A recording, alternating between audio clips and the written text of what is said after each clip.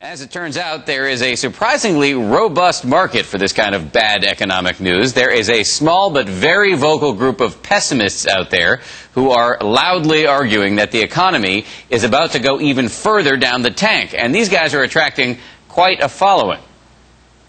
Bread lines, food riots, homeless camps in Central Park.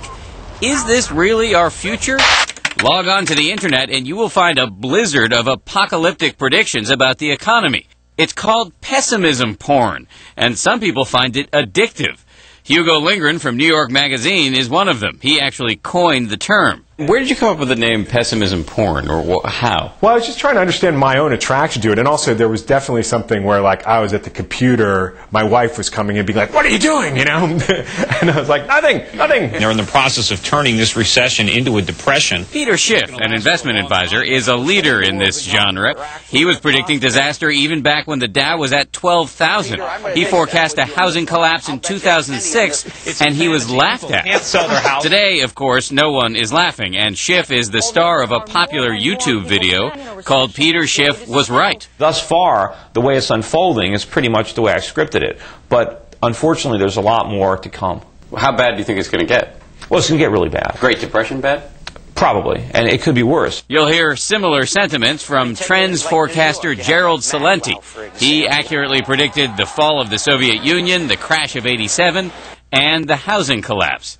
He is now predicting what he calls the greatest depression. We all know the Great Depression was bad. You're saying this is going to be worse. Much worse. Much more violent.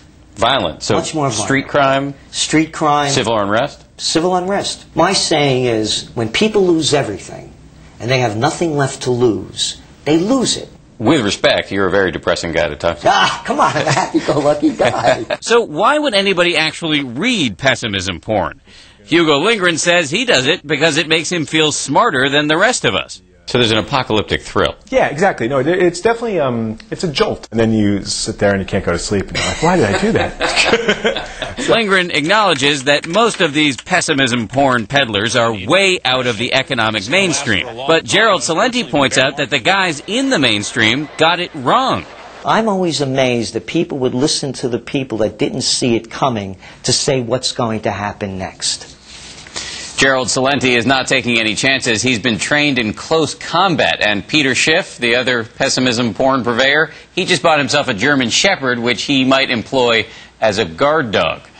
Coming up, the ugly truth under the beauty